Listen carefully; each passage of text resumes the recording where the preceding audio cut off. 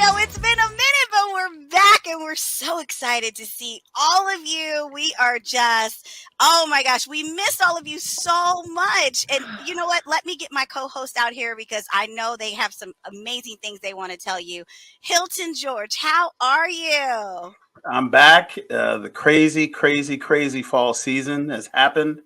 Starting at New York Comic Con and ending at Thanksgiving, and just as well as Yes, anybody, with your yes. planes, trains, and automobiles, you're coming and going, and you're trying to wash Oh, clothes and sleep in between, and oh, it's been a that's it. crazy fall. We had some losses on our team that we had to deal with. My Mm. co-founder Oh, unfortunately passed. Actually, on the day that I was departing for New York Comic Con, I got the call that morning, and the humdrum and the hullabaloo, just really just kind of just took over before we really were able to wrap our heads around it. So all of that was wrapped into it, doing the organizational changes and updates and all that that's still ongoing, which has kept us off the air and kept us yes. in the air.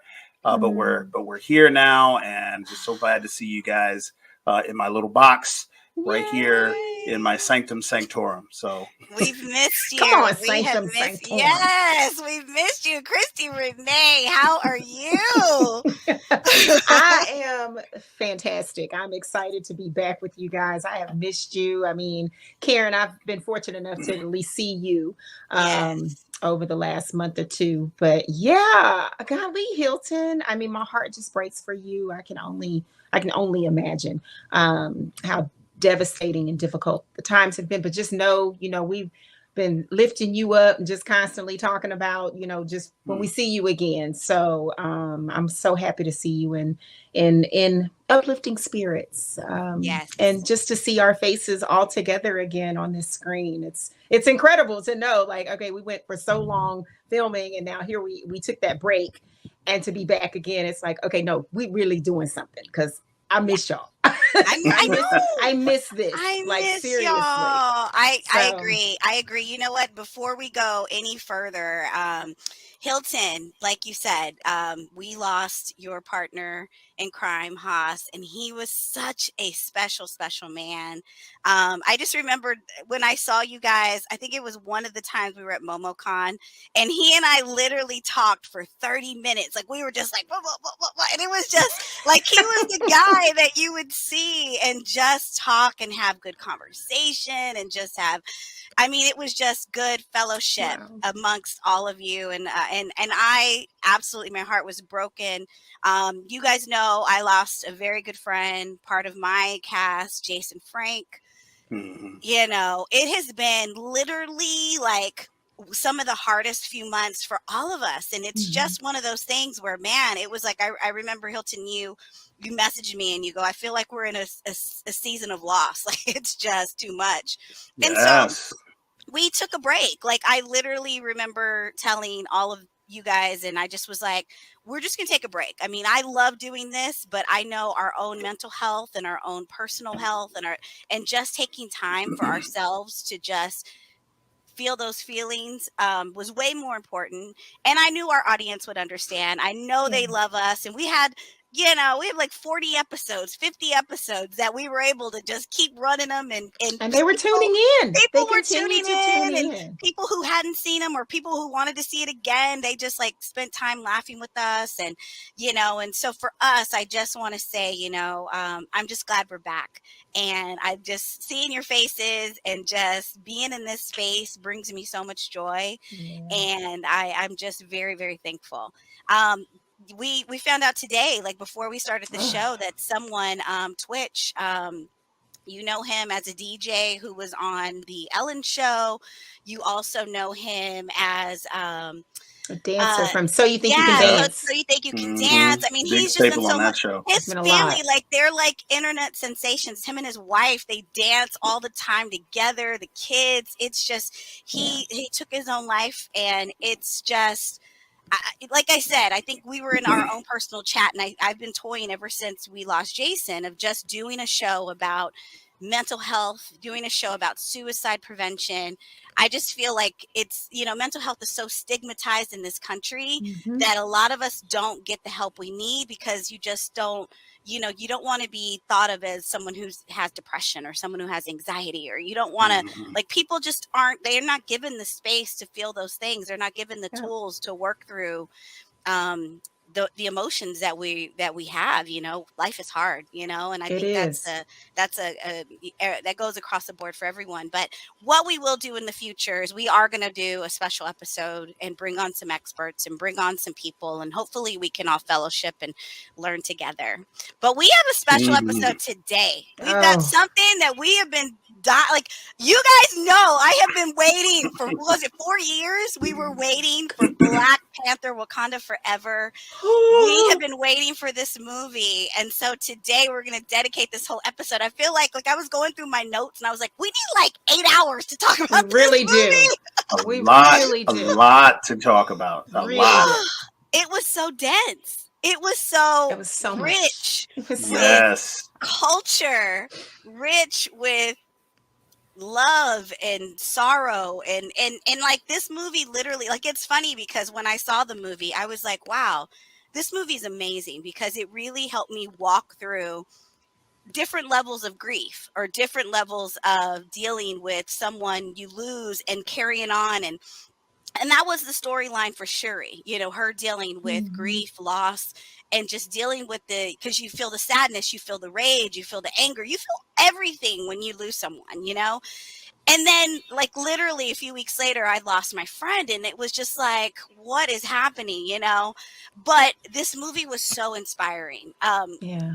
I just want to get your just your on the surface takeaway, because we're gonna dive deep and we're gonna go. And if you haven't seen the movie, then you need to tune out, like, turn it Yeah. If off. you Turn it listen, if off. you haven't seen the movie, you just need to unsubscribe because we're not friends. Right? We're We're not not friends. This friends. we You do haven't not reached you. contribute. We have not Right? reached you. You Like have at this not learned. point, yes. And at this What? point, if you should have snuck in by now. Like if it's Right. money, if it's time, I don't care what it is. At this point, It's Yeah. if you been a got to multitude of Matinee. things. put a pebble in the Yes. door so you can get in, like whatever you got to do, Yeah. you should have Yeah. seen We, this like, by now. literally, it's probably too late. Like, I don't even want to call this a review. It's more of like we're just gonna have An our love homage. session. Yeah, our Yeah, love session for There this you go. film. I like that. An an homage. An You homage. do. homage to this movie and everything that this movie gave us. But Ah, okay, so Hilton, give me just your on the surface, like when you walked out of because I know you've seen it multiple times. When Mhm. you walked out that first time, what was your feeling about Black Panther Wakanda Forever? I have to say that this was probably one of the boldest and bravest moves that Marvel has done on film, for two reasons. One, it was a bold and brave move to not reflexively recast T'Challa. I know yes. that there Yes. was so many people that would just like recast him and work with Christopher Reeve and Superman and work with it, but da da da da da. And I've been in these chats and I've been talking with people, and I'm like, no, Chadwick is different. It's Chadwick is different. a different Different. actor who embodied this character in a different way. And this character means so much to the story and to the fans that we have to To have the a people. bridge. There may Right. be another, T'Challa played out in this multiverse phase 5 some kind of way, but for this we needed it this way, and it would have been very easy to recast, and they didn't. And they told the story of loss, which allowed for us to feel the feelings that you were describing, Karen, Mm-hmm. which I think was part of the value of the movie. I mean, it was the underlying premise of the movie from which every part of the story that was told sprang forth from.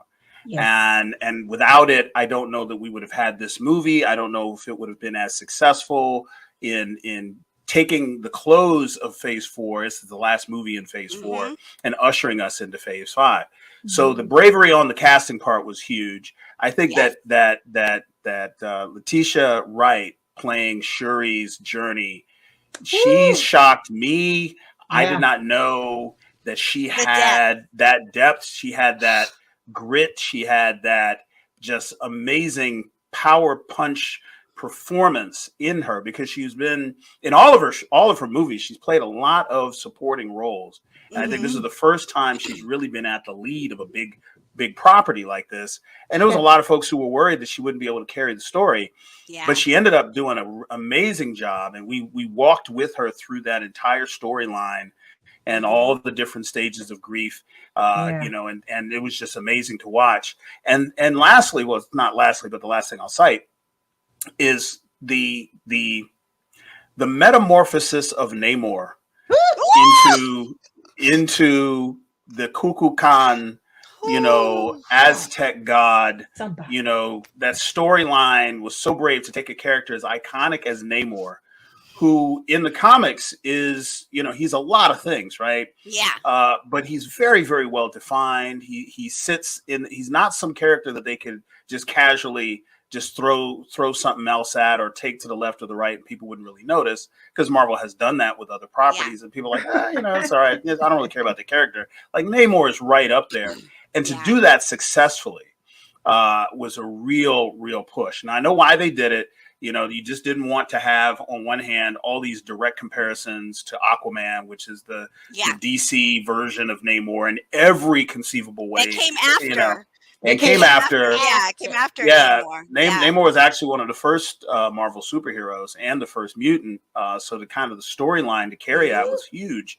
And to make that bold move to say, okay, we've taken this cultural step with this African lore and fashion and God and religion and fighting styles and everything that they did for Black Panther, say we're gonna push this in to this Mesoamerican storyline and do it so beautifully, and to have Tenak Helta perform him in that way and just capture Namor's craziness and that whole anti-hero, somewhat psycho, bipolar nature of that character. And that was so much more important to capture, I think, than his ethnicity or the purity of his backstory, which really wasn't that amazing, by the way, in the comics. To actually be able to put him in that space and capture him, I think Ryan Coogler deserves all the praise and the flowers. Oh, and before all the awards, and let me tell you, if Angela Bassett doesn't get an Oscar nod for her performance, she just got a Golden Globe. She got the Golden Globe. I saw that and I clapped out loud. I'm telling you this, that without her performance, this movie doesn't do anything. She carried so much of the pain and so much of the maternal energy and the power of this film. The power of the Black woman. Oh my gosh! And Karen, please make sure that we come back to Angela Bassett at some point. I got a lot to say. But I know we got one show and 3 people. We got her. Trust me. I got a list. I got a list. I got notes. I got steps. And Angela Bassett is her own entity. You got a whole page. We got a whole section. Okay. Yes. All right. And the whole section dedicated to her. Because you already know. Christi Renee. Christi is one of those who gives us play-by-play when she watches a movie, and we knew when she was crying, when she was no good watching this movie. No good. Christi, when you walked out of that theater, what did you feel? Well, first of all, we sat there and we sat there and we sat there some more after it was done, and the lights, they were cleaning up around us. And ma'am, you're gonna have to leave the theater. Ma'am, you're right. The new people are coming in, ma'am. No end credits, no post credits, no none of that. Like, just it's the time lights to go. Are on, ma'am. Like the next film is showing, and we still sitting there because I was so. I mean, I needed to be carried out. Like, we had to stand around for a moment. I just had to process. It was getting home again. First, from the opening moment. So what they did where we went to go see this film was at an Alamo Draft House. Well, back in 2016, when we don't have those here in LA. Dang it. When it first came out, Chadwick had done this promo for this theater, and they're big on turn your phone off, like do not pull your phone out, right? And so he did this promo, but in the beginning it's black screen, black room, and it says in 2016 Chadwick Boseman did this promo for our theaters, and now we will re-release this for you all. So there we started with tribute, like just from the theater's perspective. And I just began to come unglued. That's a low blow, Alamo Theater. That's a low blow. Yeah, low blow. It was real low. Hit you in the feels like the minute one. And here's the crazy part. It was funny. It was a funny bit, but it was like, because again, they had to go back in time and pull this because we couldn't do anything new, and so it really sets in like this real life man who became our superhero, but he intentionally lived his life. And we've talked about this before, because when we did the trailer and we talked about the trailer and just talking about Black Panther period, how he intentionally chose his roles that he played. And he's done some magnificent things. And this one in particular, just knowing who he was. And so this real life loss being interpreted and being poured out of the screen into everyone. There was not a dry eye. The sniffles, the snotting, the sneak. It was so much. So, and again, usually I don't like for people to breathe in the theater, but to hear the sniffle, like to know, like everybody's feeling this real life Everyone's pain. affected. Yeah. Everybody's affected. So from the very beginning, before Marvel even got started, we had the theater with that tribute, and then it goes into, and from the opening moments, let me tell y'all, I cried from start to finish, even when I was laughing. And of course, we had to talk about the funniest line, because who I really loved as far as, character development, I have to give it up for Winston Duke and his role now as M'Baku, and becoming a more regal presence, but he was still funny. Like even hearing his interviews, but just putting all that together, because I saw all of that before going in, so I was like ready. And then when he called Okoye that bald head demon, I was for Lord, but I'm still crying. They had to break out the defibrillators on me. I couldn't go. I was going into the light. I was down. Somebody get the stretcher, get the white sheet and the oil. I was done. I was done. But I mean, again, I even cried through all of that. So to be it was so much. I still cry. Like you were just talking about, Angela, just remembering Shuri's pain and all of that. And not just Shuri, but Letitia Wright's pain, everybody's pain coming through that screen was so palpable. It was so incredibly real, because it is real. And it just was, oh my God, I don't even know. There's no words, honestly. Like I'm still crying. I can think about it and just still come to tears. How beautiful. I remember leaving the theater. Like, it's funny, that day I went in early. I was at a Comic-Con in Orlando. I was at my friend Mikey's show, and it's Ranger Stop. And this is like a family show. Like he and I co-own a show together. So I went in early to help him with his show. So literally that whole day, we're like setting up pipe and drape. We're like setting up the rooms. We're like, people are moving in. It's all this stuff. And I was like, guys, I'm going to go watch this movie. I'm going to go watch it if I have to go watch it by myself. I don't care what anyone else is doing. At this time, I'm going to sneak away. And so me and another girl who was there, she was like, I'm with you. I'm leaving with you. And so we literally snuck, like they knew we were leaving, but we snuck out of there, went to the theater. We watched this movie. I went through every emotion that my heart could even take. Like I went through everything. I was in it. I went through the sadness. I went through anger. I went through happiness. I went through laughter. I mean, I went through every emotion, and I got out of that theater, and I remember just sitting in my room, knowing I have to get up early the next day and be at a Comic-Con at 10 a.m. And I just sat there until like 2 in the morning. Like I needed like an hour to just process Yeah. all the emotions I felt and like decompress from the emotions that I went through. And I was so proud of this cast. I was so Oh, proud of Ryan Coogler. I was like, what an amazing tribute to your fallen hero. What an amazing mm, movie, and what an amazing way of pushing those characters forward without them. Like, how yes. do you rebound from the most tragic loss? Like, I didn't know where they were gonna how it was gonna go. Like, how do you do that? How do you find the creative energy to figure out how to move past it? And he He made it. did He it. took us through it. He Ah, got us past it, and he left us with so much hope for the future. Like, I can't oof. wait for the next movie. I can't wait for the series on Disney Plus. I can't wait Oh Thank for man, you so listen, Ironheart. much. I can't wait listen, So for like listen. much. for I mean, I they had so many Easter eggs that are leading Listen. to other shows and other things.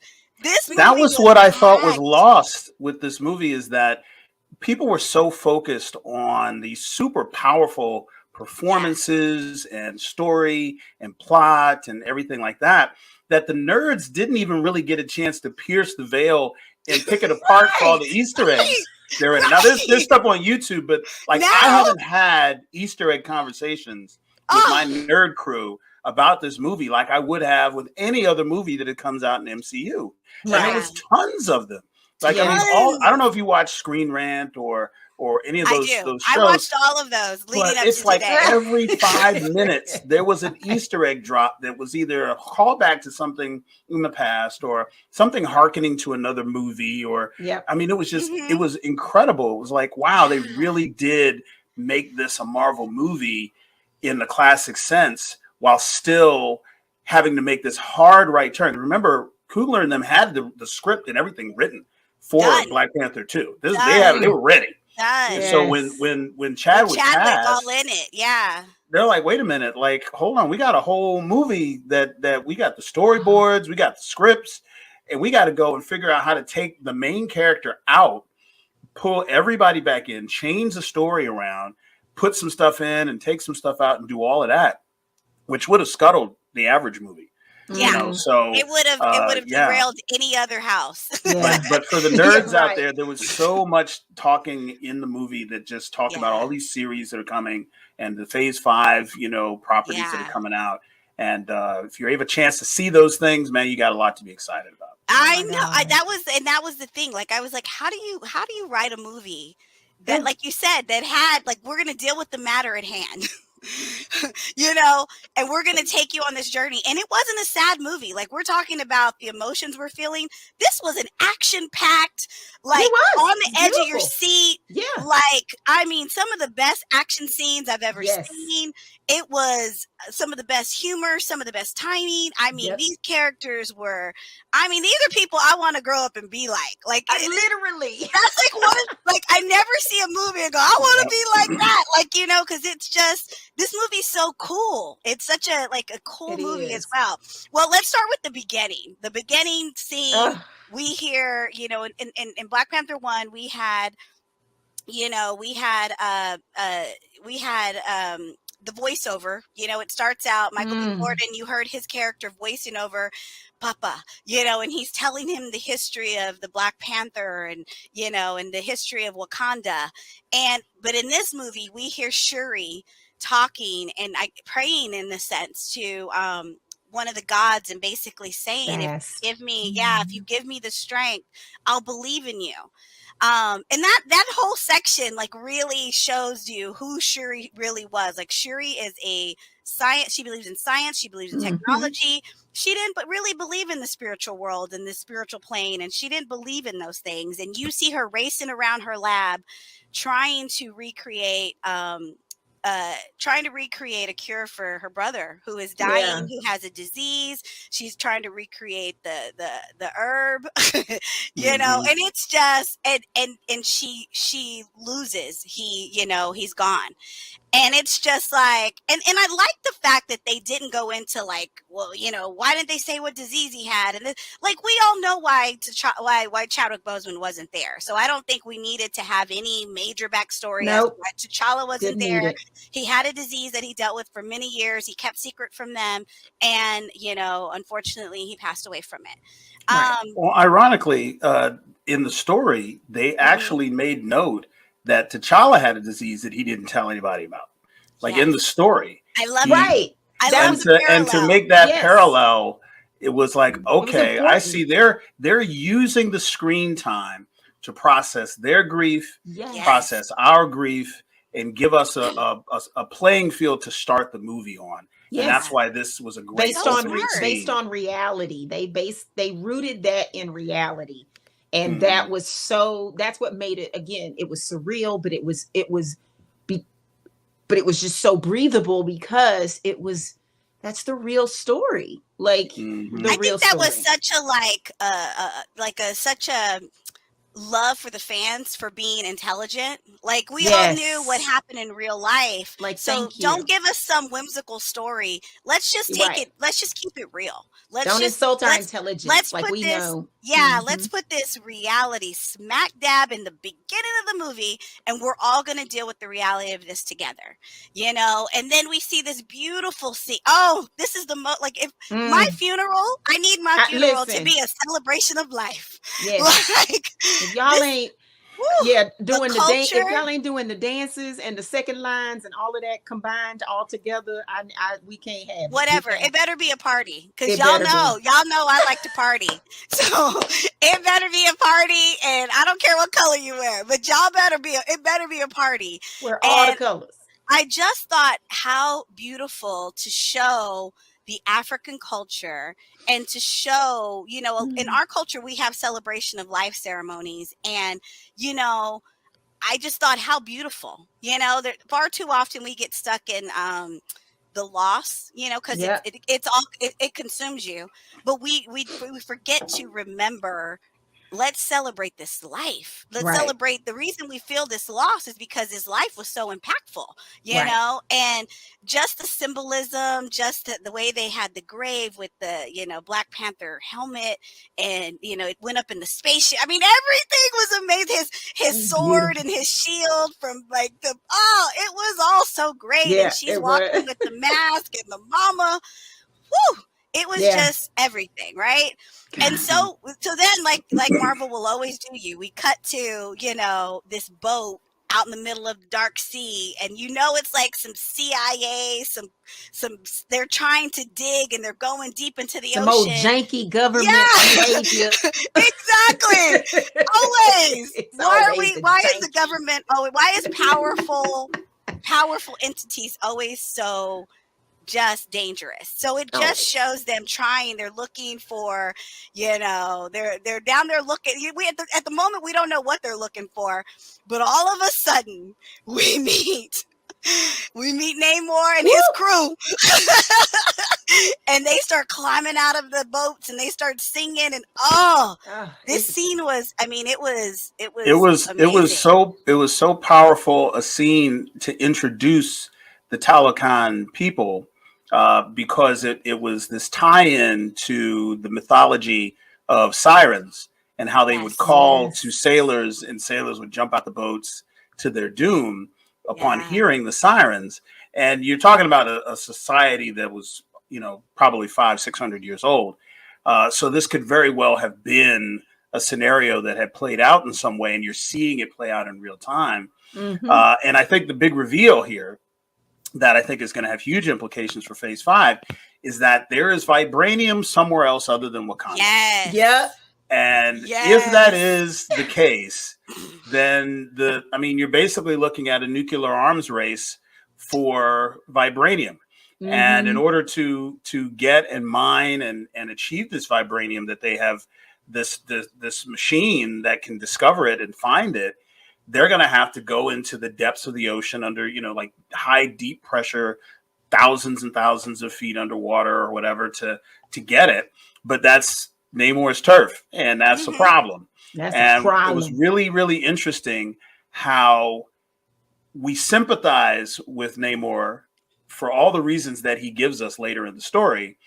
But at the moment, you know, I talk about this, and we talked about this in another discussion about movies. Movies usually ask permission to kill characters, right? Mm-hmm. So Mm-hmm. they will take a character and they will show them doing something despicable or being bad or something, so that Being rotten. when they get offed, you're like, oh well, they deserved it. All right, I'll let you have that. These were mostly scientists. This was like a Mm-hmm. science vessel with military accompaniment. They had no idea that the Talokan or anybody else was down there. So this is like James Cameron in It's like Titanic, Nice you know, Guys, right? Or Looking James for the- Cameron from the Abyss, The you know, these Abyss. high pressure Ooh. suits and Yeah. stuff. But it's all dark and murky, and there's all these creatures that they hadn't seen before because they're at these new depths. And all of a sudden they're gone. I mean, they're like murked. They're not like, there's no monologue and there's no nothing. big dun dun dun reveal. They just killed everybody and then off to the next scene. Like, you know, that Like, Yeah. first camp group of people that go to Crystal Lake and Jason kills them, and then Right. the And you're movie like, starts what when did the they next do to group comes. Like, you? right, like, why are these people dying? Well, who is this?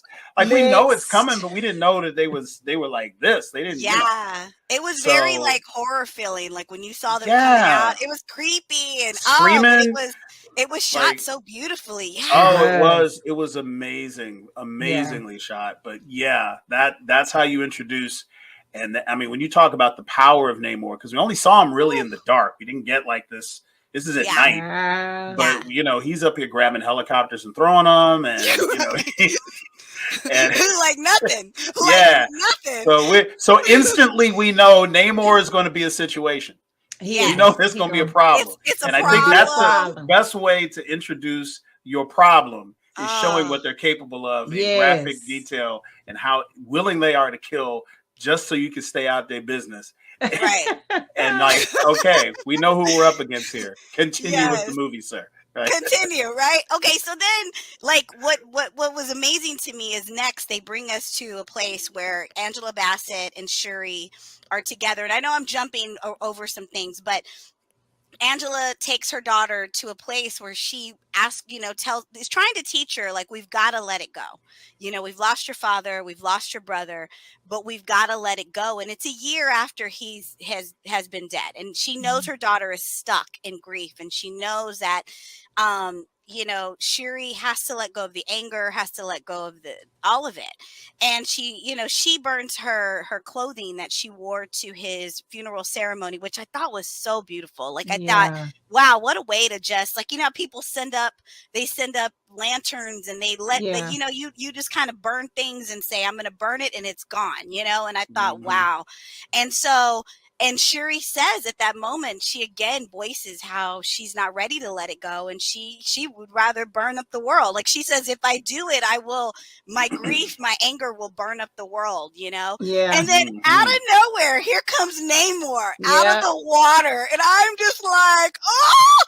And again, it just shows like his, how he was able to come through the water. So he was able to infiltrate, get right into Wakanda, like whatever protection they have set up, he is 10 steps ahead of them. And he has that whole monologue where he's talking and he's saying, this is such a beautiful place and I've heard about this place and the air, it's great. And basically it gets down to business and says, look, they're trying to, come and mess with my land. Right. And again, this is what happens in real life. Like, I love the fact that we do this in real life. Our countries do this in real life, and we wonder why people hate us, and we wonder why there's problems and why there are things that happen. Yeah. And he talks about a young scientist that has built a machine, and he's like, "You bring her to me, or we gonna have a problem," And the way they set that machine down so quietly, all while they're having this wonderful quiet exchange. And I was like, and then you look over, and this huge thing is sitting there, and I'm like, Boy, they tricky. Boy, They you got to be careful. You got to be careful. Them telecom, them people Yeah. telecom, they on a whole nother level. Listen. That's If pretty you didn't sneaky. know from That's that sneaky pretty. exchange how crazy Namor is Right. and how bipolar he is, Yeah. that's where that was Psychological. like, you know how women Yeah. talk about red flag moments, like all of that was red flag. Because We don't care. because first of all, because come on. you We know, don't Queen care. Miranda's sitting there with the spear facing. She's like, Like, I'm not the type of person like repeating myself. Like, Yeah. who are you? Who are you? You're up here talking to yourself. I'm asking you a question. We over here talk to us. And he's he over kept like, talking. He said, my people call me Kuku Khan, the snake, serpent god. He said, but my enemies call me Namor. And what really kind of tricks everything out and places everyone's that from that moment, everyone calls him Namor. In Wakanda. yeah. They go back and say Namor. They didn't say Kuku Khan. They said Yeah. Namor. So you already know where everybody's already facing. They wasn't even trying to deal with him. I mean, you're talking about Wakanda, very proud, very isolated, very protective country. And here he is infiltrating it, just showing up in the middle of this space is supposed to be protected, threatening the queen, threatening the princess. So they're already not really trying to feel whatever he got going on, but it set the stage, right? Yeah. And the fact that he was so willing to turn on a dime and say, hey, this is beautiful. I love this air. This is, and in the same breath, he's like, I've got as many soldiers as you have blades of grass. Like, so, so, fighting words. Right. Like, he talking about call the whole hood. He was like, look, he was like how we say, how we be like, oh, that's cute. Oh, look at that that's so cute. He just did that. He had that whole vibe of how we minimize whatever you think, whatever it is you have and you thought was big. Right. And he's like, oh, that's cute. You got a whole little land up here. It's cute. Sure be a shame if something happened to it. Sure would be a shame. It sure would be a shame. Well, I would really hate to have to come back here. He was fire. He was absolute fire. Now listen, I want to, fellas. I know there's some brothers watching this right now. Back of their teeth is gritting because you watched this movie with your lady or somebody you wanted to be a lady, and we was she was throwing panties and underwear at the screen and huffing and puffing and clutching her pearls and you've been working against this brother that she don't even know this whole time. Like, why is this man so handsome? He's so mean. Like, it was the same feelings we felt for Michael B. Jordan. Why he acting like that? Looking so good. I can change him. We could fix that. Let me all our social workers to love. We're all social workers to love. Let me down to Talib Khan. Let me talk to him more. Let me talk to him, Namor. I can give you some Namor. Yes. Yeah.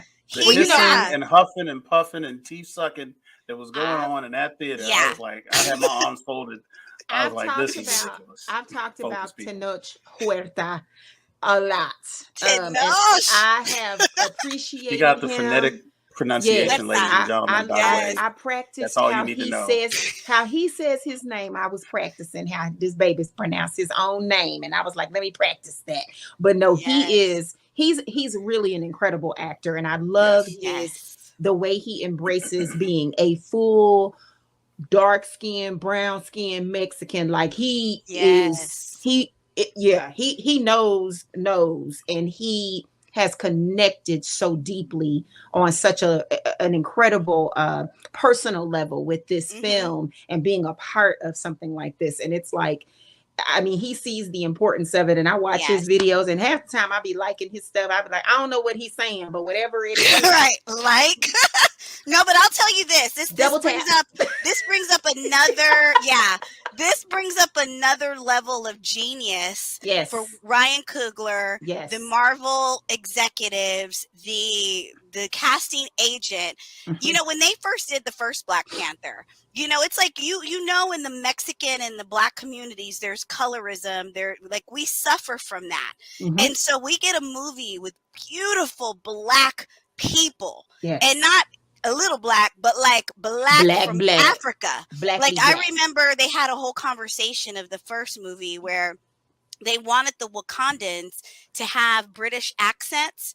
And Right. I remember they stood up, and Chadwick was one of those who was very vocal and said, if they have British accents, that means Wakanda has been colonized. Oh, That goes against everything that this everything. movie stands for. And so for them to cast someone like Tenoch, someone who is Mexican, Mhm. who is a dark-skinned Mexican, who, like, for them to do that, and every single actor who was, in Telecon, and they were ethnically recognizable for Yes. their ethnicity. It wasn't, Yes.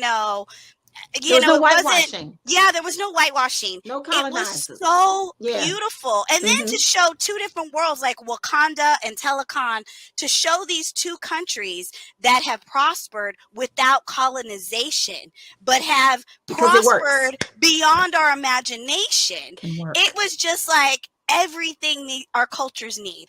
It's I'm going to say everything something we need to ironic. see. Yeah. Please. It's going to be something ironic, but I think the only time we've seen this Mesoamerican, Aztec, Olmec, Mayan, yeah. culture this Mhm. accurately portrayed, the only other time I've seen it, and it probably exists other places, is in Apocalypto. And you saw, because I was a big fan of that movie, and so I was able to see, like, oh, like that's that game that, like, the little precursor to basketball that was actually played in Mayan culture, where they're Yeah. kicking the ball through the little oblong hoop, or little Yep. loop, Yeah. and they're Mhm. doing that in Talukan, and this hand signal is an actual stance that you see Mhm. in sculpture and in art in Yeah. Mayan culture and Aztec culture, and they incorporated that, and they're actually speaking like Aztec.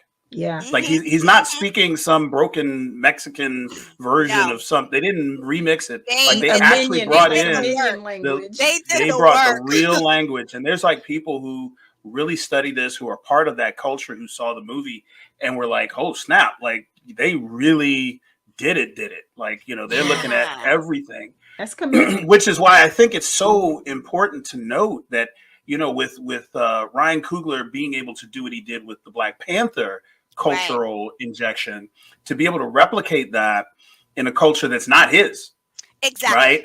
He's not directly The connected to respect. Mesoamerican culture. The And for respect he him to gave. have, yeah, to be able to take that template and take that same energy and say, I want the same authenticity in Talokan that I had achieved in Black Panther Yes. in Wakanda, and to achieve it Yeah. and to make it such an important part of the movie that goes down so Mm. smooth. I mean, I don't know if there's an award for something like, I don't even know if there's a category for something like that. He gets my award. He He made gets Right, me. it's He He gets gets my, the like, bop. literally, if I see Ryan Coogler walking down the street, the conversation I'm going to have with this man and how he has changed my life as an other Afro than what's Tenoch Latina. number. Right. Other than Other than I just that, got to holler at him real other quick. than other than delivering me Chadwick Boseman, Michael B. Jordan, and to not, like, I mean, other than that, right. Winston Duke, no, but the conversation I'm going to have with him as an Afro Latina, and just being able to see both cultures celebrated so Mhm. authentically and so purely. I don't even know what the word I'm looking for, but just so right. It felt Yeah. so right, It and was it made me organic. it made Yeah. me It feel wasn't so forced. good. It made me feel so happy to be who I am, and it just brings pride when you see yourself on screen, or you see something that you can relate to culturally. It just brought me, I don't know. I think I cried for that. Like, I literally, like, I just was like so happy. Like, it just moved me in ways I didn't know I needed to be moved. Mhm. Well, I'm pretty, the fact that it moved you moves me, because I mean, it's yeah. not my culture. I don't know if it's accurate, other than I'm a history buff and stuff. And Mhm. I recognize that. I recognize this, but it's not connected to me. But when I see people who have Mexican heritage and South American heritage seeing themselves and getting excited about what they're seeing, and there's no, oh, he got this wrong, or oh, he skipped over this, or oh, Yeah. he went the wrong way on that. It's like, I'm like, oh my God, like he really hit the note. It's like when I go to when you want to go to an authentic Mexican restaurant, what's the first thing you look for? I want to see Mexican people eating in here. Like, Right. That's it. if I That's if my I don't cue. see Mexican Right. people eating in the restaurant, Then That It's goes for probably every not culture. right. Anytime I go anywhere around the world, and I told this to, we were in New Zealand because they have a lot of like their food is very it's very culturally diverse. Like it's not a like you usually it's very Asian influenced, very Indian influenced. And so I was like, if they're not eating here, we don't need to eat here because I don't want the fake version of that. I want the authentic food. But no, it made me feel things I didn't know I would feel. And the reality is, I mean, you think about a country that has basically, made Mexicans feel like they're immigrants in their own land that was stolen from them, made them feel like, they don't belong in this country with these border walls and this bullshit that we've had to listen to. We had to listen to for 4 years. And then you have like my other culture where it's like we've always felt they've tried to make us feel like we're criminals. They've tried to make us feel like we don't belong in this society. They try to block us from voting. They do everything to hold us back. And so for that whole team of people to have created these two worlds and these two beautiful countries, and you see nothing but beautiful people, successful, happy, flourishing, like the most powerful, it just made my heart. I don't know, my heart ain't the same. And I thank them. My heart is not the and same. to know that it's going to be a big part of Phase 5. I mean, this was just the introduction to Namor and the introduction this to is Talokan. like just gave us a scratch. This is a whole other This is a whole other just world of storytelling that can happen here. And if this is what is the baseline, then you can look forward to seeing. Well, I mean, we know Namor is going to be in other movies. I don't know if he's going to have a standalone, but the fact that he's going to be in other movies and Talokan is going to be involved in Phase 5 means that we're going to get a deeper exploration of their culture. We'll probably get an opportunity to revisit. Hopefully we'll see him on the right side of right more than the wrong side of right. Because it could go either way with him. Yeah, I mean, that's how he is as a comic book character. He usually, whenever he's in a comic, he's beating the butt off of the people that, in the first 20 frames before he goes and helps them with the mission. It's like always you offended me by showing up on my land, or you didn't call first, and this is not the way you treat royals. He's beating up Fantastic Four, he's beating up the Avengers, he's beating up Captain America, he's beating everybody up. That's his calling card. That's his hello. Yeah. And so I wasn't, as a comic book fan, surprised to see just how quick he went from 0 to 100, because that's what he does as a character, and they're true to that. But we're going to see a whole lot more of him coming in the future, so I'm really excited. I'm excited too. So then we get to meet Riri Williams, who is Ironheart, and we get to, like, it goes into the story of, obviously we see Valentina Allegra and Everett Ross, and we find out how they are searching, for these minerals, and they're searching to take over, because Wakanda basically has all the, because they have, why can't I think of it? Because they have, the vibranium. Vibranium. Yes, vibranium. I'm like, why can't I think of it? I need more like what's I'm telling you, I'm so excited to talk about this movie because they have vibranium. Like, we saw how the French had tried to go in and they tried to, take over one of their labs and one of their places, and we see that they are now being hunted. And Angela Bassett gives that speach in front of that with her arms and her headdress and her glory. And basically says, you aren't going to come into my land. And next time y'all try to do that, we going to deal with y'all in a different way, you know. But we find out, we learn about Riri Williams and how she was tricked into making this machine that can detect vibranium and that can find vibranium. And that's what Namor wants. He wants her because he thinks if I kill her and I destroy her, then they won't find us. And I have to protect my land at all costs. And, he's like, it's okay if you wanted to bring them into your land. That's your business. But now they're over here knocking on my door. you know? And so it's just all a problem. And I just loved her character. I loved seeing her. Like, she was funny when they had that scene with her and Shuri and Okoye in the dorm room. Okoye with the makeup. That was so funny to me. I was like, oh my God, this is hysterical. That was such a lighthearted, it was, and it was, again, it was a shift for her character because she's Yes. always so fierce, and for her to then have this insecurity, like, am I blended? Is this right? Is this my With that color? I ashy told head. you. Yeah. I mean, it was brilliant. I thought the Riri Williams character she was so relatable. It was so realistic. There, again, nothing with these films is ever forced. There's nothing that's unrealistic. It's like, again, it's conversations. It's the way we talk. It's the way we act. It's who we are. It's just so organic.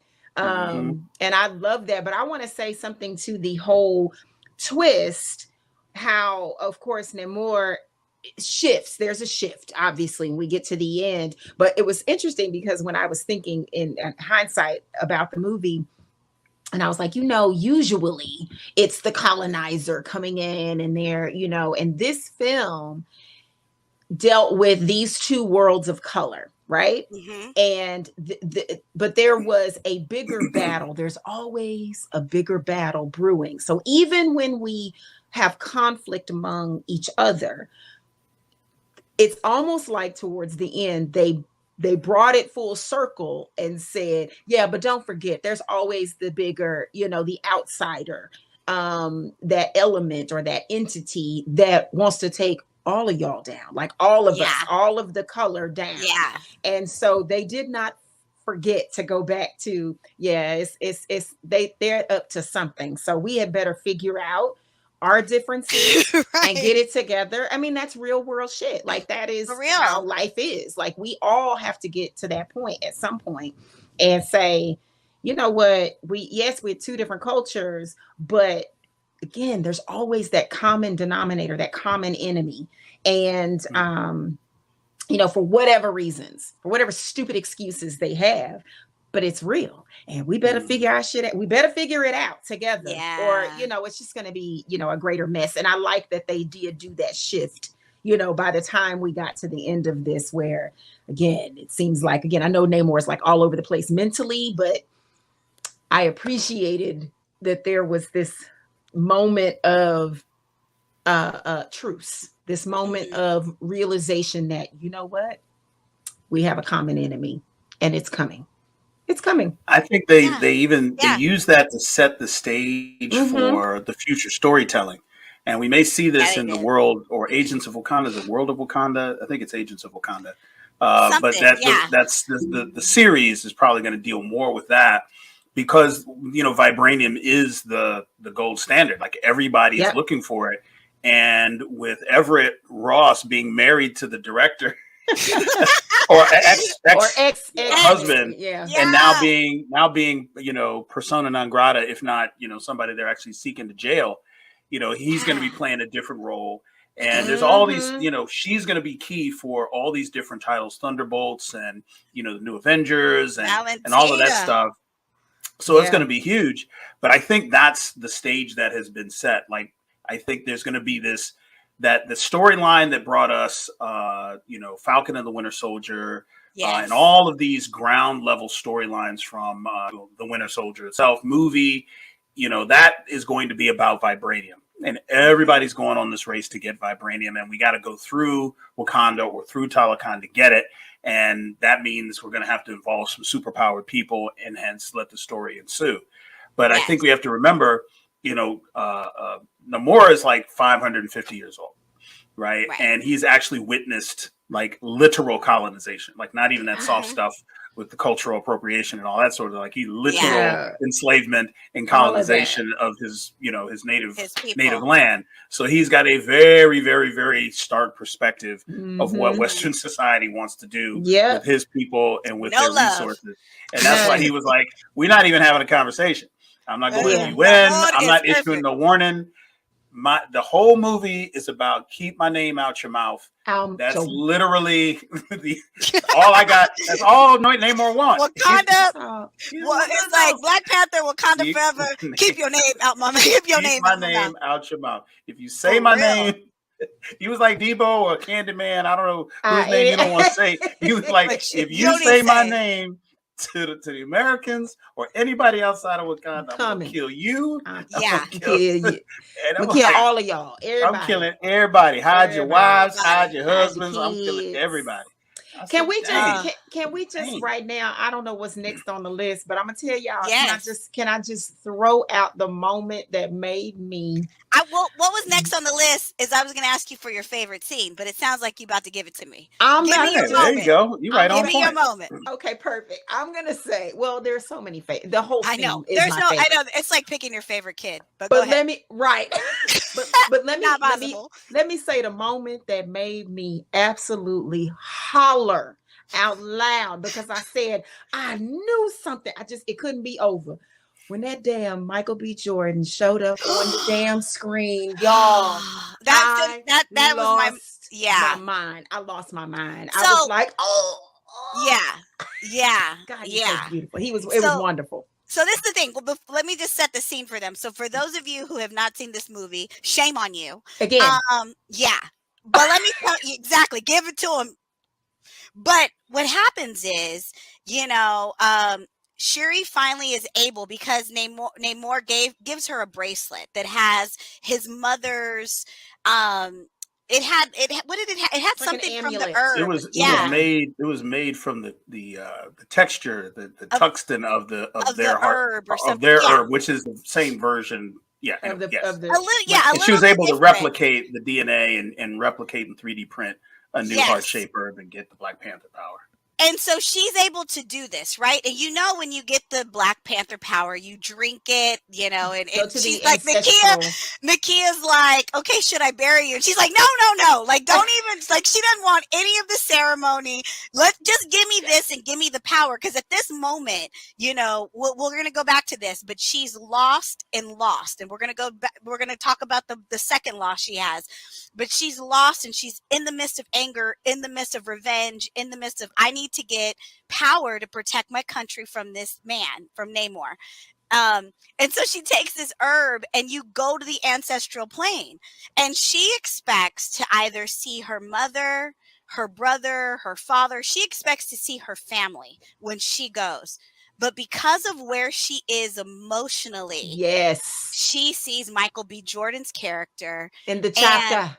She sees T'Chaka and he's sitting there on the throne and she's pissed and he goes, you picked me. And she goes, no, I didn't. I would never pick you, you know, but it just goes to show you where she was. And he basically calls her out and he says, you know, your brother was too noble. He goes, but you're like me. You want revenge. You want to avenge their deaths.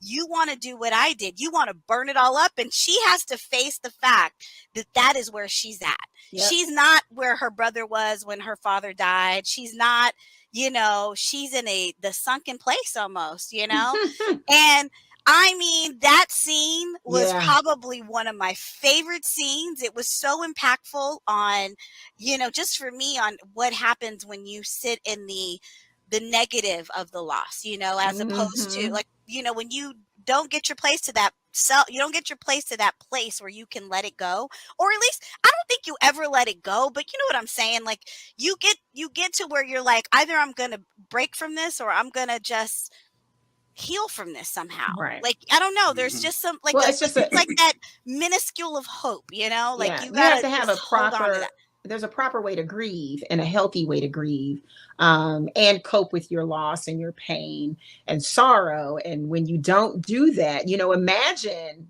it makes me think like in our real lives, like think about who's going to come see you based on where you are and what you're dealing with.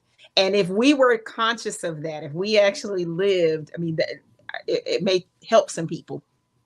It may help some people. It may, you know, horrify others. But yeah, that's it was just an incredible way to show how unhealthy she really was and dealing with that loss, and what was really taking over her. And but it also made you, again, it made me even appreciate, you know, that pain and that grief. It doesn't negate what you are going through. It doesn't take away from the fact, because even in T'Chaka, what he his anger and his rage was because he was left behind. He was And it neglected. was true. Right. It was valid. It was It was absolutely so valid. valid. You know what he was angry about. I understood. I mean, he kind of handled it wrong, but Totally wrong. but there's no, when you don't have a gauge, when you don't have a compass, to help you navigate that, then you can go off the deep end like that, just like that. In the I blink think of an eye. It's a what fine they line. did with that scene, as you're describing it, Christy, is that she, in her chosen posture as Black Panther, she brought in the Killmonger, but she also brought in, T'Challa, Yes. and ultimately brought in her mother, right? Yeah. And like, so she's ready for war. So you see her posture when she comes down out of the ship, falls 400 feet and stands there and then does the, I don't know if you remember the movie Predator, where Arnold Schwarzenegger and Apollo Creed do the slap, to kind of test, like, oh, okay, you got that herb in you. I see what you got going on. You got that herb in you. All right. But he's making, this is where you see this shift in M'Baku from being this boisterous, just like, what the hell are you people doing? Bald-headed demon, all that, to like, okay, everybody, wait a minute. If we kill him, we're looking at an eternity of war, because they don't call him king. They call him Kukulkan, the serpent god. Like, he is a god. If we kill him, we'll never not be at war with Talokan. Are we ready for that? Like, are we trying to do that, or what else? We got to figure something out. Like, what we doing? And so he's actually like shifting into the voice of reason, right? And from the shift, just from the movie. Forget about movie one, but just from the beginning of this movie. Yeah, I mean, he did take a chest punch from this guy and go flying across. He's like, okay, wait a minute. Rude awakening. Like, right. Oh, this brother's on something. But she turns to him and she's like, I'm going to do this and you are going to help me. Do you understand? And she gives him that ice grill and he's like, okay. All right. Like, all right. And you're like, that was the evolution of Shuri that I think a lot of people were not sure could be achieved in the story and with this actor. And we saw that and we're like, no, that was a chilling look. That was a really chilling thing to say, and this plan that's coming up is going to be for all the marbles. So and she really, really, really carried that. And it became the second arc of the movie. Yes. Was just her being able to, like, okay, I've got the power and I've got the strategy and I've got the mantle and I got all this stuff and I got to figure out how to beat this guy without killing him. And it's this real narrow needle to thread. And she finds a way to do it when nobody, not even me in the audience, thought she could. I'm like, he don't seem like somebody that's going to stop trying to do what he's doing, and but again, that comes like that part of her brother that I think she has, where he was very, like, T'Challa was a smart fighter. Like, he was like always playing chess when people were playing checkers. I learned that about him on Civil War, when at the end where he stops what's his name from killing himself and he goes, this world needs, and they bring that up, your brother allowed that your father's killer to live, and it's like, some people think that was a weak move on T'Challa. That was a smart move on T'Challa, because he knew like, I can't kill you. If I kill you in this anger, then this changes me. And so for me, saving you from yourself, this betters me as a leader and as someone that I'm about to have to go, at the end of Civil War. He knew he was going to have to go and become king in Wakanda. So he was mentally preparing himself. And I thought they really showed that in Shuri in that moment, even though she's a different person and obviously she deals with things differently. But she was like, okay, if I'm going to beat him, I have to be smart about it. We've got to think of what his weakness is. We've got to think of the technology in order to, be his kryptonite. Because this man has no kryptonite. He's as strong as freaking, he's as strong as the Hulk. And all of his super soldiers, like, I mean, can you imagine, Winston Duke's character, who he's like the strongest one in the fight, and then you get punched in the chest like that, and you're like, what? Like, when the strongest guy gets taken down, that is humbling. So he, like you said, it was so many character changes and adjustments, and characters just taking on different things. And one of the characters that really impressed me as well is Okoye. And Yeah. let's talk about the thing between her and Angela Bassett. Mm. Obviously That was deep. That was a lot. scene. I felt that deep down. That was tough. It was really, really tough. Listen, that was. Who wants to take it? Listen, this is what I took away from it as a black man, and this is how I explained it to other black men.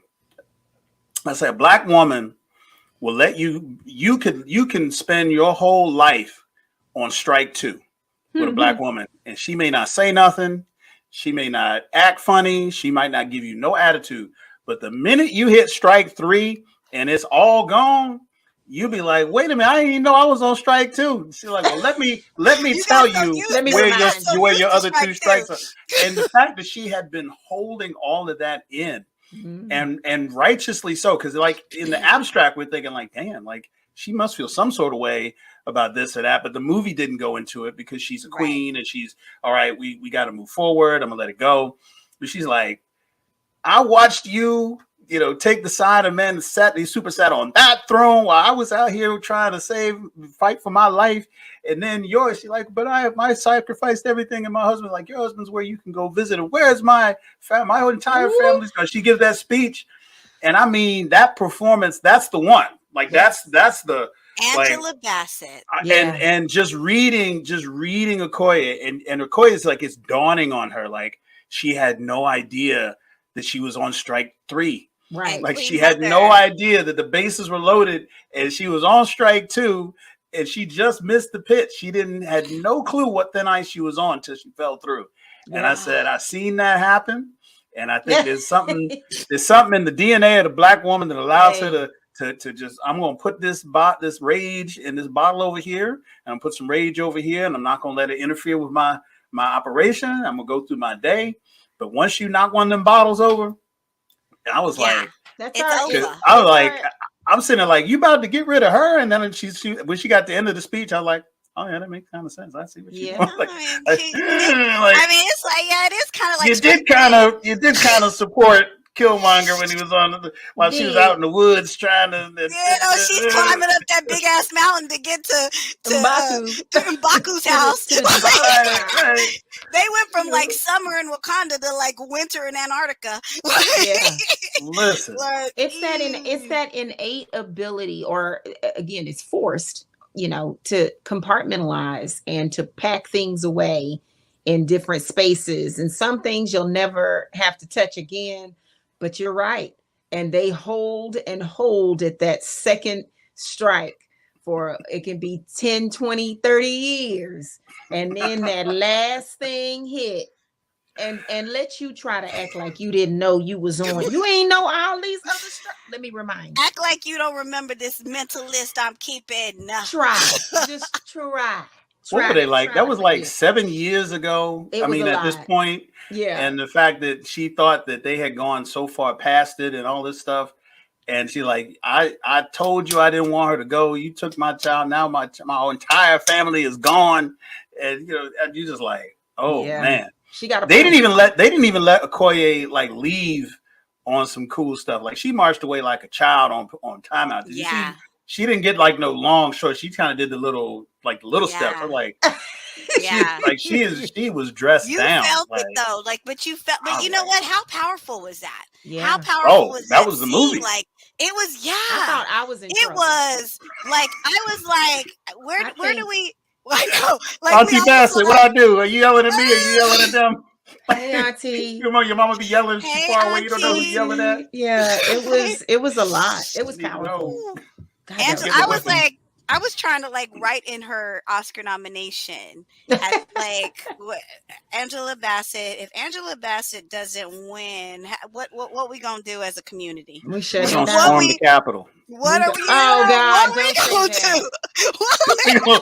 We gonna storm the Capitol. Don't even play. Y'all trying to change the election? No, we're gonna storm the the Oscar Capitol. We gonna march in Hollywood. We're gonna march on the wrong building. We're gonna be at the post office somewhere. We marching on something. We are going to freaking yeah. We need to do something, right? I'm like, ah. You know what's so funny is that we need like we were gonna shoot another show, and we are like literally over on this show. But I think what we're gonna do is we're gonna have a part 2, and this is we're gonna start part 2 right now. And so you guys, thank you for tuning in. We are literally we're going to continue this conversation. We're not going anywhere, but you're going to get this episode in 2 parts. And so thank you for watching the BOP, the BLERD official podcast. We love you. We mean it. So tune in, because we got part 2 starting right away. Bye.